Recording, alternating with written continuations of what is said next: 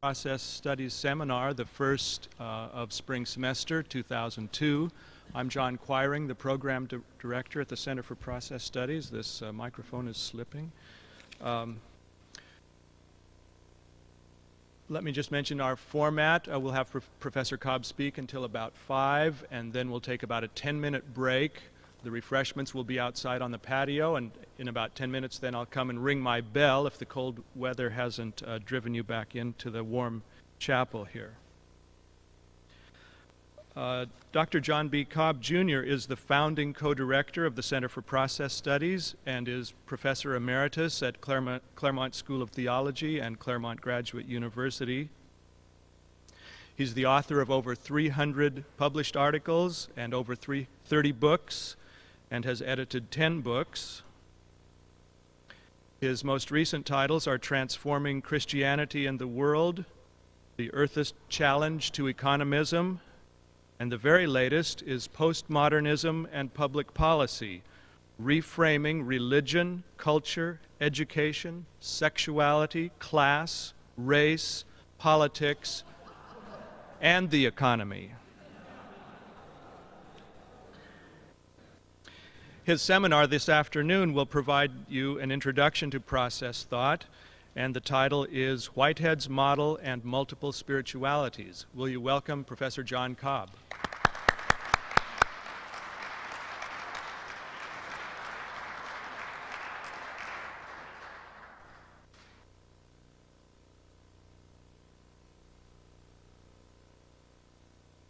Well, thanks, John. The title of my latest book will give you some sense of the fact that sometimes I do hop, skip, and jump, and we'll be doing hop, skip, and jump this afternoon.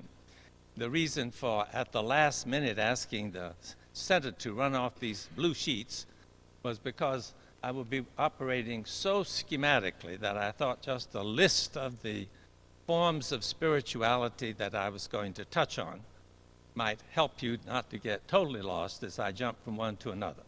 And you will, I trust, know that I do not think I am informing you richly about any of these. The purpose of these first lectures in each of our semester series is to introduce process theology. And the way I'm trying to introduce process theology today is by showing the relation of the philosophical scheme that we use to the understanding of multiple forms of life. And the same thing is true of the book that I'm speaking of. It's all written from a Whiteheadian perspective, and just a way of showing how, if you look at things from that perspective, what do you see? Which may be a little different from what people see when they look at things from another perspective. So that's the purpose of the afternoon. Now let me just say that when the topic of spirituality came to the fore in the popular culture and the church culture, what was that, 25 or 30 years ago, one of the responses, and one in which I participated somewhat, was simply to say that's the wrong direction to go. Protestantism began with a rejection of spiritualitas, which belonged to the monastery. Spirituality had a very individualistic ring to it. It had very much to do with an individual's inner life and perhaps the individual personal relationship to God. And it was the judgment of Luther that this was a way of trying to save oneself rather than a way of accepting God's work of salvation for us. In the 20th century, Karl Barth critiqued religion. And what he meant by religion was very much what was meant in the new emergence of spirituality as a topic by the word spirituality. And from Barth's point of view, religion was the way human beings undertake to organize their lives and act, think for the purpose of saving themselves. And to engage in religion was therefore to presuppose that we had the task of saving ourselves, whereas in fact God had already saved us. And it was therefore an act of unbelief or unfaith to participate in spirituality. So the very notion of spirituality is a topic of theological importance, and those who were critical of the whole movement had much of the history of Protestant theology behind them. They thought we should be concerned to be disciples. That's a very different matter from being spiritual. Discipleship is something you act out in the world. Spirituality is something that you tend to withdraw from the world and engage in a monastic context or something else. Well, my second response when spirituality came along as an important topic to deal with was to try to redefine it, to broaden its meaning, so that it would not so deeply insist upon individualism and pure inwardness and a kind of withdrawal from the public sphere. And I thought I did some good work in that respect, and I wrote some articles I still sort of like, but it turned out that it didn't make any difference what one said it meant. It still kept meaning what it had meant already. So the word was, I think, not revisable. I wrote an article in which I argue that Christian spirituality is global consciousness. Well, I still think there's some point in that, but I'm not going to pursue this personal effort to broaden or extend the meaning of spirituality. If you can't fight them, join them is the next step of the way. So let's take it for granted that the desire, the need for inwardness and the kinds of disciplines that go with the quest for the inward quest for salvation, or whatever, however one might define that inward quest, is valid. It may not be the larger encompassing whole, but as a Whiteheadian, and now finally I'll bring Whitehead in, experience is what it's all about. And the intense interest in spirituality came as a judgment on our Protestant traditions, which by emphasizing being together, doing things collectively, personal action for the good of others, critical reflection together, and so forth and so on, had simply abandoned the whole area of the inner life. And from a Whiteheadian point of view, the inner life is important. That is, the inner life is personal experience. Now, this abandonment took place actually in my own lifetime. I mean, when I was growing up, piety was still a very important part of Methodist life, at least. And pietism gave piety a bad name. And by the time I had grown up, nobody wanted to be thought of as pious. And once we gave up being pious, we gave up the inner life altogether as a topic for serious discussion in the church, except in psychological terms. We thought it was all right to discuss emotional maturity and the complexities of the life in psychological terms. I think somebody did a study once of preaching in Protestant churches, and this was across the board, liberal and conservative, and found that about 85% of it was primarily psychological. So giving up on the inwardness of the distinctively religious life, we moved to simply sort of accepting our cues and our clues from a secular profession of psychological study. Well, in that context, there was reason for a revulsion and for the renewal of the notion of spirituality. So I'm going to talk about spirituality now, not in the extended form I would sort of like for it to take from a Christian point of view, but in the forms that it actually does present itself in our society. And one of the strengths of Whitehead, and since I am trying to present process thought to you, is that he has a model of the nature of reality, and specifically, since all reality is experiential, of the nature of experience and of human experience, which allows us to affirm and to understand and in some sense interpret many forms of spirituality.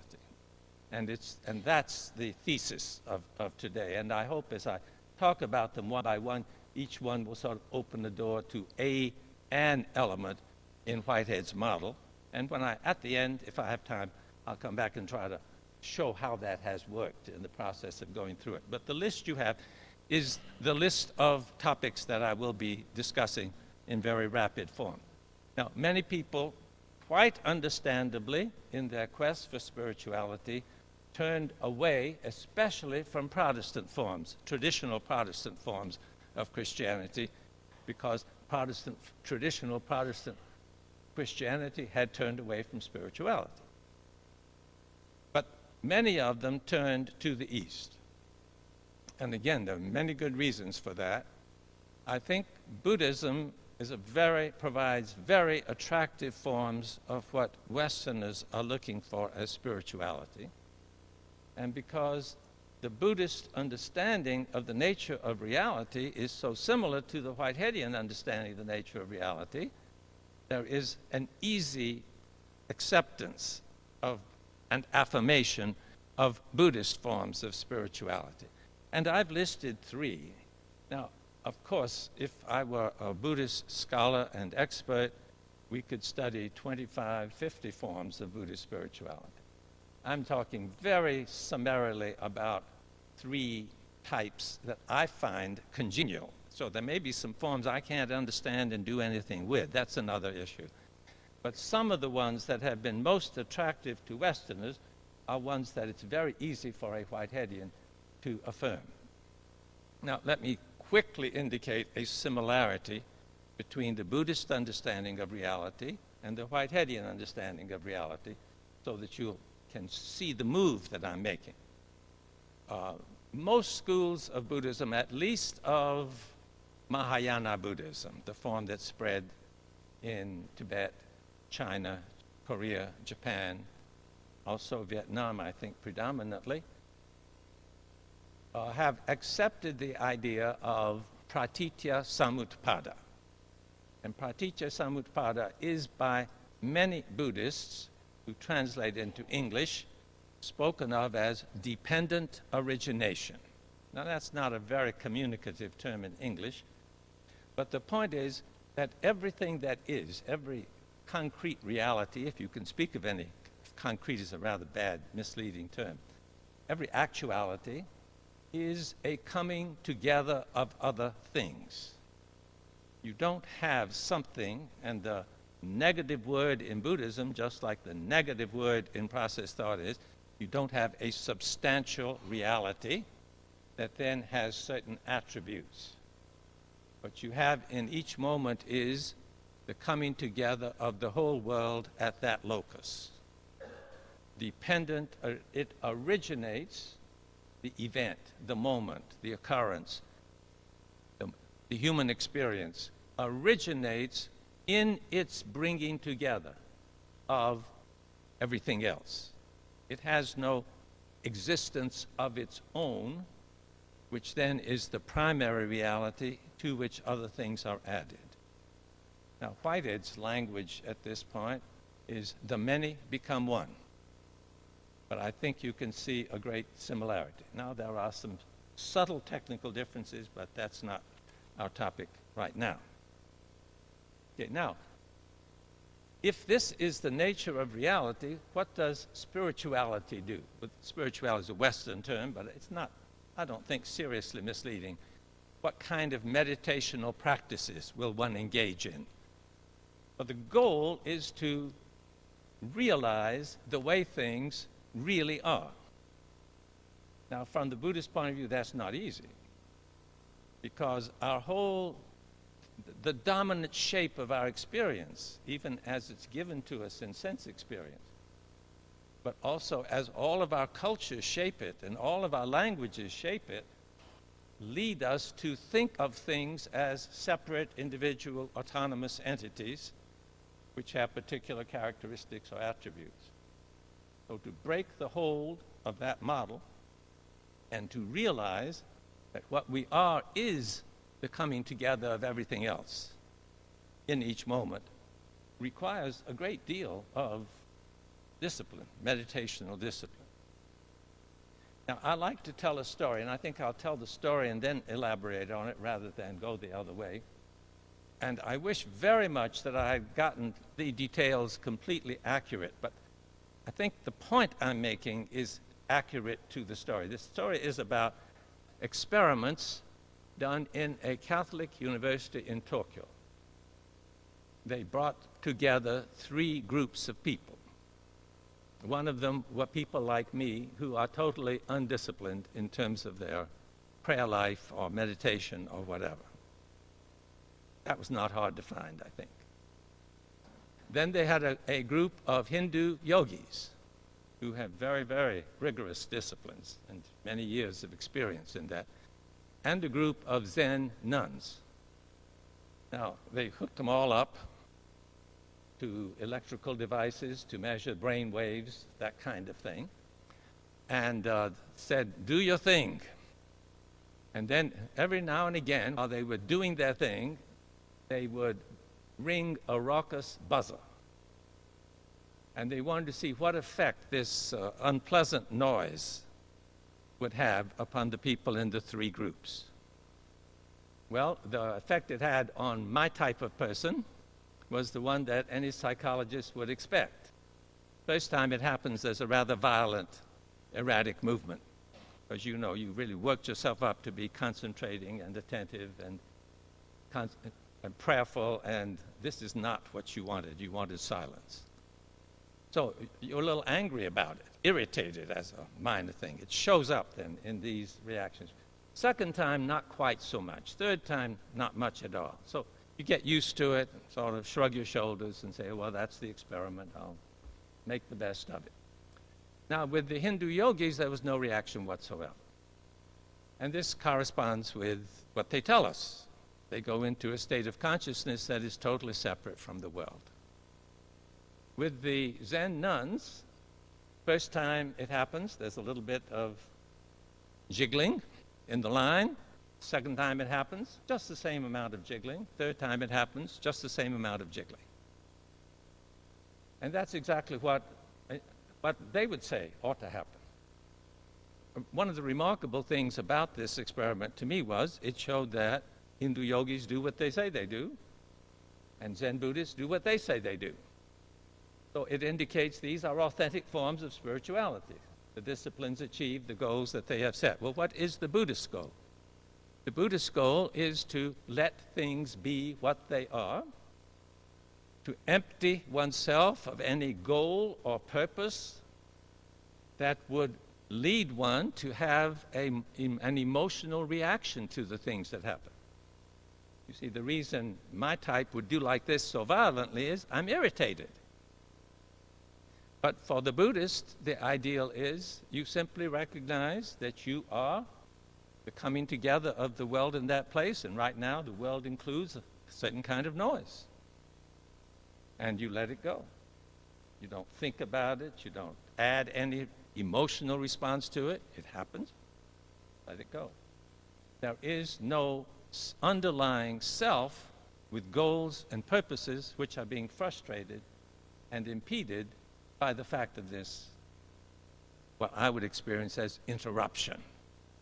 There is no interruption because there's nothing to be interrupted. Now, this fits with the no-self doctrine, and I put that as the first form of spirituality that I'm speaking of. To come to realize that in each moment I am just what I am, and that is not something that comes out of me. It's the way in which the whole world comes together. Now, of course, my past plays its role in this coming together. It's not that there are no connections between the present and previous moments, and I'll come back to that point. But those are not highlighted. In fact, the goal of the meditation is to weaken those relationships rather than to strengthen and intensify them. Sometimes we sing in church, morning has broken like the first morning. Blackbird has spoken like the first bird. I always think, beautiful Zen hymn. Because if it's truly like the first morning, you bring nothing to it in terms of expectations, and you enjoy it just as much that morning as you would have if there had never been another morning. So it's this immediate, acceptance of things as they are without adding anything to it, coming out of your own hopes and fears and anxieties. That is one way of expressing the no-self doctrine. Now, I've listed also the true self doctrine. Now, the no-self doctrine and the true self doctrine are very similar. They don't contradict each other. Both of them deny that there is any substance. Both of them reject any ego that endures through time. But whereas the no-self doctrine is primarily emphasizing impermanence and their emptiness, the true self doctrine is saying, when you're empty, you are thereby filled. So the true self is universal. It includes everything. You see, it's the whole world is coming together in this moment. So I am inclusive of the whole.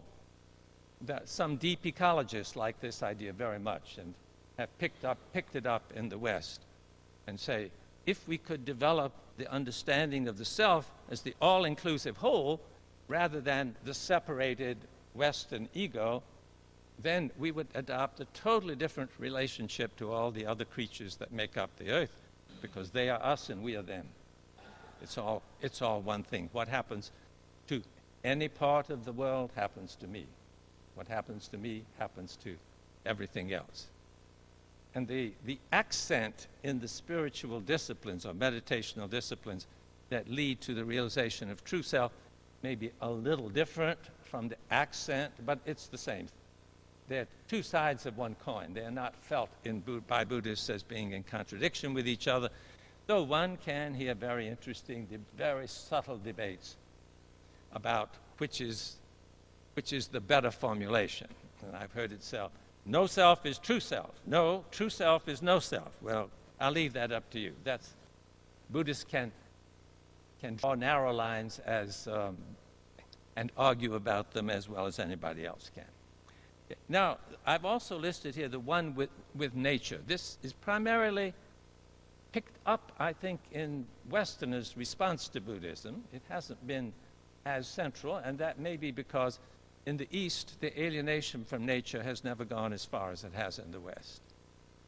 But because the alienation from nature has gone so far, in part, one form of spirituality, one concern for spirituality in the West is the realization that we are part of nature and the whole of the natural world is part of us. Well, you can see that's not very different from what I was saying before. Simply the accent is different. It gets picked up in order for us to feel our kinship with all the living creatures about us, have compassion with them, and so forth. So even though I think that may not be as common an emphasis in standard Buddhist meditation, is certainly present there and can be lifted up with great value, I think, at the present time for us. Now, I've put as a second heading, personal. The notion of person appears in some Buddhist systems of thought, but person does not have a very positive connotation. See, the person, in distinction from the no-self or the true self, suggests continuity through time. And Buddhists are not at all doubtful that there is continuity through time, but this continuity through time is a big part of the problem. And therefore, the tendencies are for the meditational practices to break that. Why is continuity through time a problem? I think you could see some of that in what I was saying. If you want in every moment simply to be open to what is, but in fact you are primarily shaped in that moment by the fears and hopes and expectations that your past has generated, you impose all kinds of meanings and interpretations on what's happening. So to free yourself from this weight of the past in the present, or if you are oriented very purposefully to accomplishing something in the next 5 hours or in the next 5 years, almost inevitable that each person you meet, you see, will this relationship advance my efforts to achieve something? Other people become instruments for me to use rather than just being what they are. So there are some very negative consequences of strong personal identity through time. I'm trying to say Buddhists don't deny that this exists. Much of the karma doctrine presupposes that there is this strong tendency. But the ideal is not just to have good karma rather than bad karma, to have no karma at all. See, that's the breaking of the continuity. Now, I'm saying, at least from a Whiteheadian point of view, we can understand that, but that isn't the only possible way to go. One may also say there are some very positive things about personal continuity and identity through time. And unless you put some emphasis on that, other people will not have, as people, as persons, won't have the full value that we, influenced by the biblical tradition, tend to attribute to them. So without changing the metaphysics of the ontology underlying this, one can have different values and weights. And my own view is that's basically true in the Christian-Buddhist dialogue, that we don't have to dispute metaphysics. We can just discuss different relative values of accenting different features of the reality. Well, the Native American, I think you can find these patterns of spirituality in many places, but we often call attention to the Native American contribution here, that don't judge another person until you have walked 2 days in their moccasins. Just until you can see the world from another person's point of view, unless you can see how that person's life experience, that person's present responsibilities, that person's patterns of relationship shape them, don't judge the person. Well, the discipline of imaginatively identifying with another person, I regard as a very important form of spiritual discipline, more characteristic of the West than at least of Buddhism or Hinduism. Of course, there are many other traditions in the East as well as those. And it's one that is rather self-evidently appropriate to a community of people who say we should love our neighbor as ourselves. Another side of emphasizing the personal is to be concerned for personal spiritual growth. Now, as a Wesleyan, this is very, very much a part of my tradition, and I think many of you would find it a part of your tradition. And the idea of personal spiritual growth depends upon believing that what I am in this moment and become in the next moment can contribute positively to what I am in future moments. I'm not trying to break all the karmic relationships. I'm trying to build up, in Buddhist terms, good karma rather than bad karma. And there are many, many patterns of spiritual growth, of course, that we can talk about, and I could have broken that down into a dozen subheadings. In what way do we want to grow? Well, we want to grow in love for the neighbor. And I think the discipline that I was just speaking of would be a very appropriate one as a way of trying one contribution to growing in love of neighbor. Perhaps I want to grow in terms of inner serenity so that I am not so inclined to anger or to resentment of other people. Well, there are other forms of discipline that may help to do that. I think you can fill this one out because it's part of our familiar context of operation, and there are so many possible ways in which we seek personal growth. Now, and obviously, because for Whitehead, each moment inherits from the antecedent moment, and though we inherit from many other things beside our own personal past, normally, and Buddhists would agree with this, normally the primary inheritance is from that personal past. And it's just to say, and what we inherit is very important, and how we inherit it, and so we want to put focused attention upon improving what we inherit from the personal past. Okay, I have Jung listed next. Now, I think Jungians have been engaged in something like spiritual formation for a long time. And it's a very different approach from the ones that I've been speaking of, even though you can build all kinds of bridges. And it could be listed as one form of personal spiritual development. I've lifted it out because it has such a distinct conceptual grounding and a set of assumptions underlying it. Now, some Jungians interpret what Jung said, and I think Jung sometimes does this himself, in a way that a Whiteheadian would have to say, I just can't go along with that. Sometimes it seems as though the various archetypes have a kind of substantial reality. Just as Freud sometimes makes it sound as though the id and the ego and the superego are substantial things which interact with each other in a certain way. So sometimes Jung sounds that way. But Jung himself and other Jungians sometimes understand the archetypes in another way that is quite congenial for a Whiteheadian. If we are inheritors of the entire past of the human race, everything that has ever happened participates in making us what we now are, then it would make good sense to suppose that where certain kinds of patterns have been repeated again and again and again and again in human history, that those patterns would have a weight, a force, a power in shaping us in the present that would not be as true of just the kinds of things that happen but are not reinforced by future happenings. And the archetypes then would represent these basic patterns of relationship, the mother, the father, the grandparent, so forth, and the many other archetypes that many of you know a great deal more about than I do. Now, of course, for the Jungians, simply identifying these archetypes is a bare beginning, because the whole question of what the process of becoming a fully mature human being is in terms of the development of the archetypes and their relations with each other. This is an extremely complex matter, and I'm not for a moment suggesting you could derive any of that from the model. The model is simply saying, okay, that makes sense. That can be something like archetypes, and how they function within us can certainly have a lot to do with the whole state of our psychic life. Now, another jump, the next term I've listed is psychosomatic.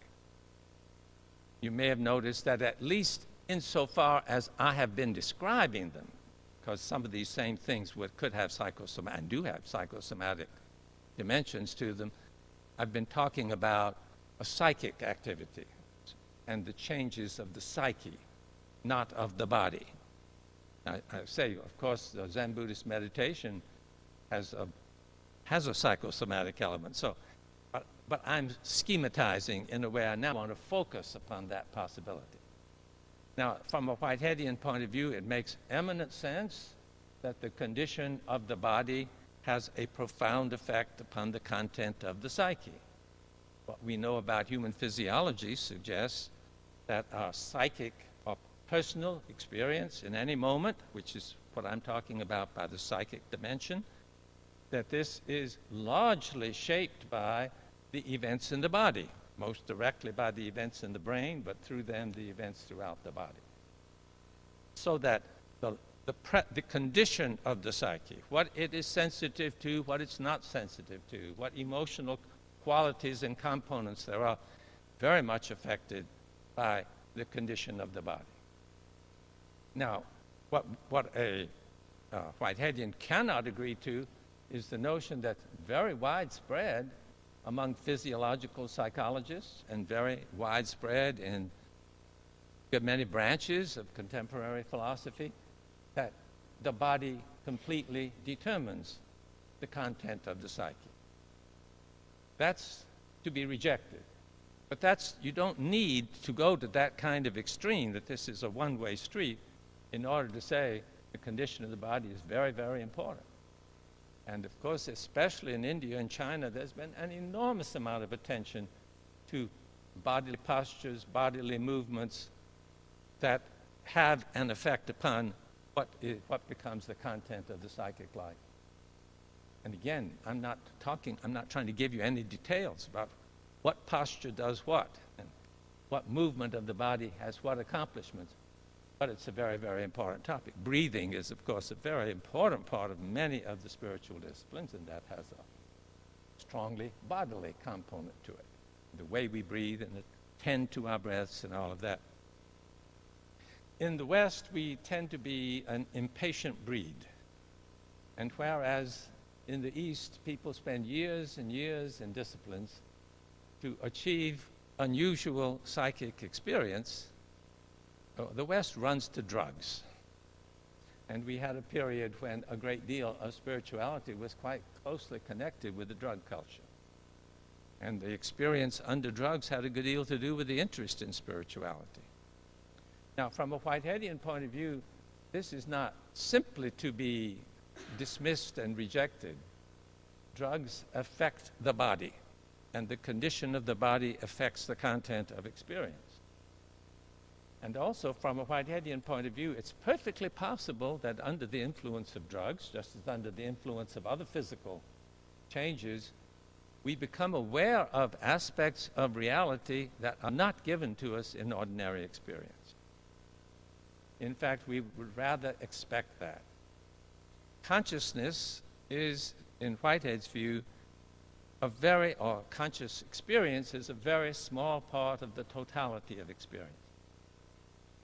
And what does conscious experience highlight? Conscious experience highlights visual data.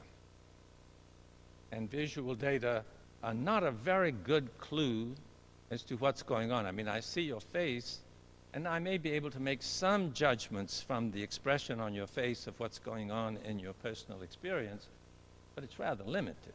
There's a lot more going on in your experience than I can judge from your face. Now, from a Whiteheadian point of view, your experience is the reality that's out there. And the color, the patch of colors that I'm seeing when I look at you is part of appearance, so far as you're concerned. It's part of my reality. But in terms of what I'm seeing out there, it's an appearance of you. It's not the reality of you that I see out there. And this is true, of course, with the whole natural world. We see natural objects as if they were inert, as if nothing were going on. But in fact, dynamic activities of energy are the reality of the carpet that seems so static and quiet as we look down upon it.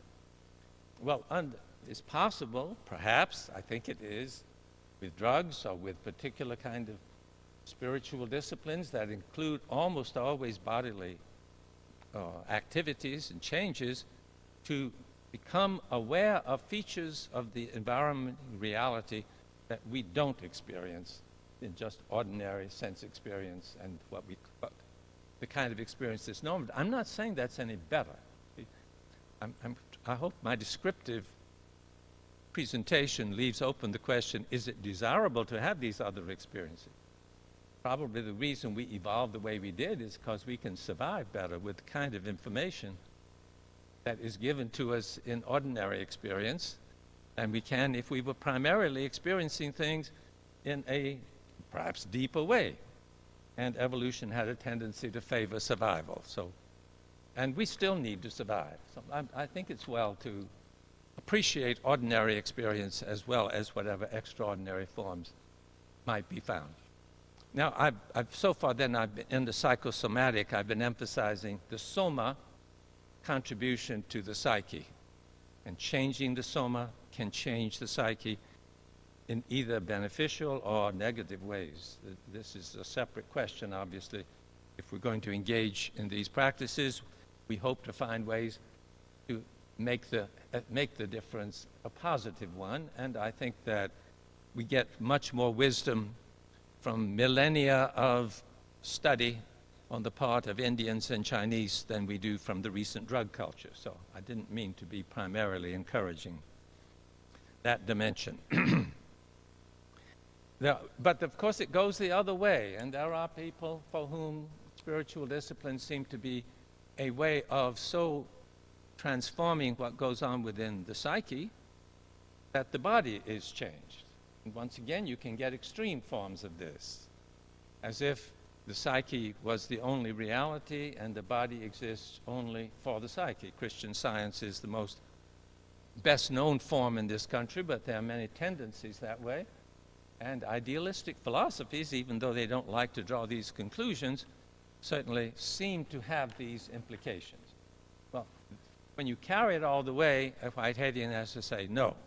For us, the psyche and the soma are integrally interrelated, but neither one of them totally controls the other. They both influence deeply the other. And if we believe that, then of course we can, for a lot of people, healing and spirituality are very closely connected, and the healing is often the healing of the body. To develop psychic understanding, psychic discipline, psychic habits that support the healing of the body is reality, very important reality, increasingly studied and appreciated in the medical profession, and it makes, again, a great deal of sense from the Whiteheadian model. All right, now I do want to get to more distinctively Christian forms. So far, even though the disciplines I've spoken of can be practiced by theists, I haven't brought God into the picture. I think it's important to recognize how much of spirituality does not depend upon theism. We can share many, many forms of spiritual discipline between people who are theistic and people who are not theistic. I think that's fine. But there are some forms of spirituality that make a lot of sense from Whitehead's point of view that have to do with directly the relationship between individuals and God. And I have listed first discernment. I think if someone asks me what one form of spirituality is most immediately and directly follows from Whitehead's model, I would say discernment. And I'm using that to refer to Quaker and Jesuit forms of spirituality. Whitehead believed that in every moment, in every occasion of experience, God is present. God is one of the many that become one. And God's role in that happening, in that occurrence, is the role of providing a direction, providing a possibility, opening the doors in the desirable direction for that occasion to go. In other words, you could say guidance, leading. I mean, these are words that come more naturally from our Christian background. I like the word call, which is a good biblical word. I think in each moment we are called to be and to do whatever is the best possible in that moment. And this is not something that can be simply deduced from our rational knowledge about the world. It's a supra-rational element in our experience.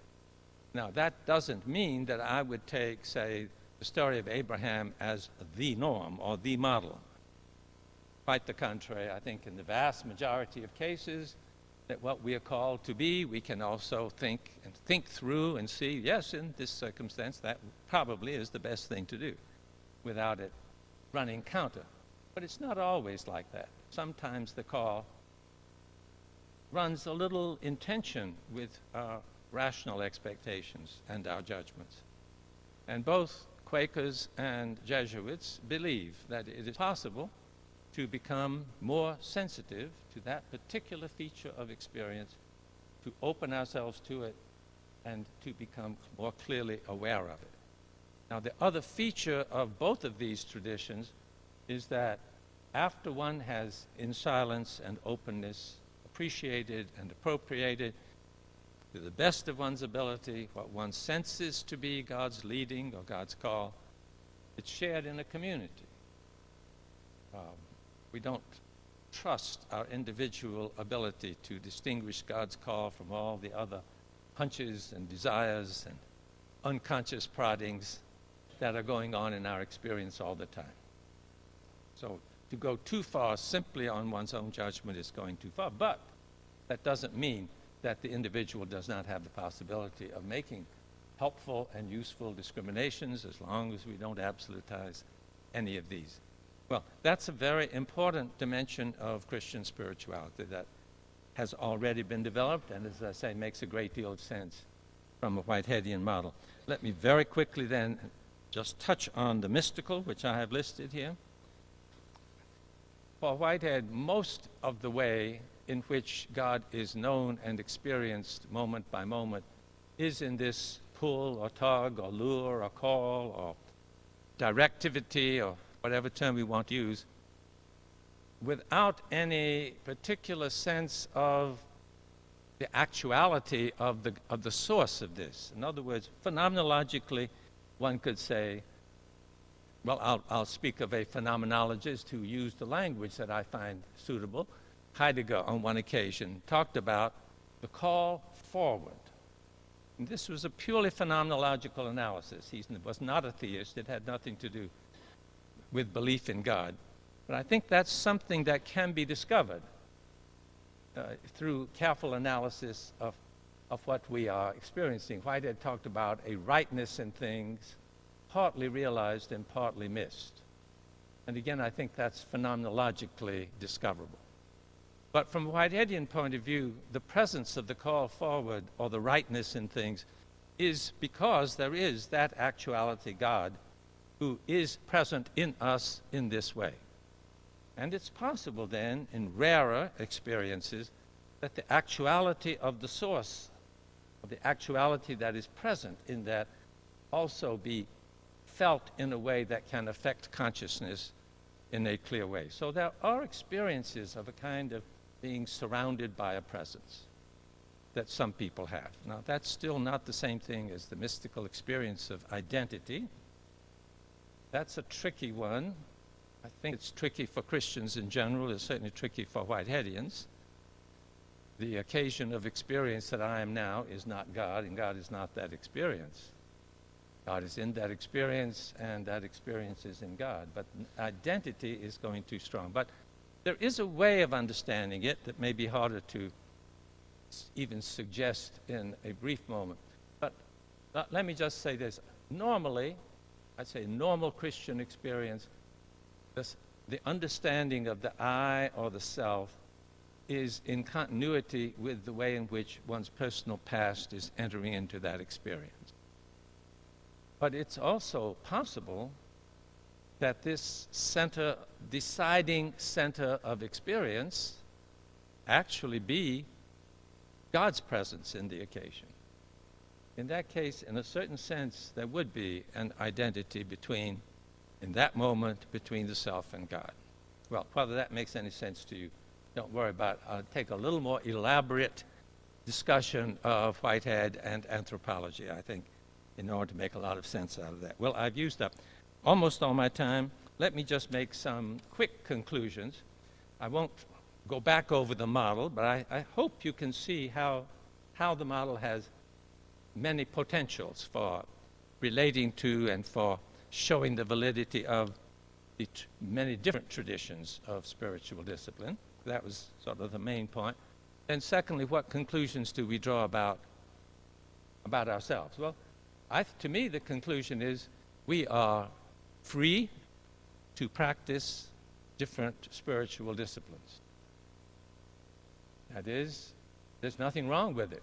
Quite the contrary, many spiritual disciplines have very positive outcomes, and we can affirm and celebrate them.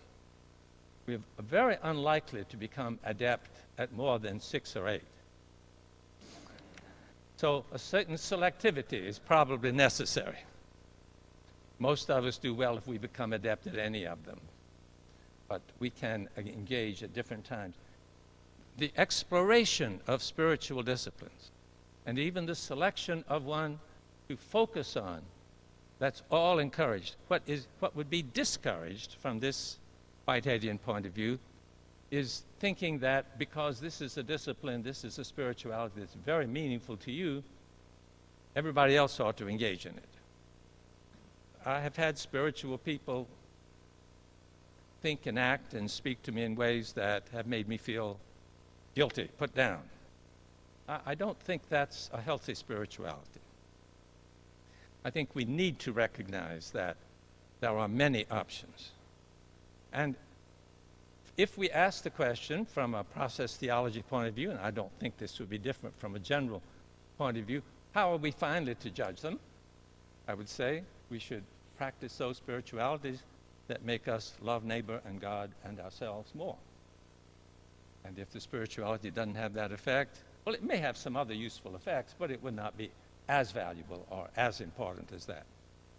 And if one finds that one doesn't need to practice any spiritual discipline, we're totally free to accept God's grace in our lives with great gratitude and thanks without practicing any. To me, this sense of freedom to practice or not to practice is the real meaning of the gospel for us. and it's certainly confirmed in the way in which I understand the implications of Whitehead's model for my theology. Thank you.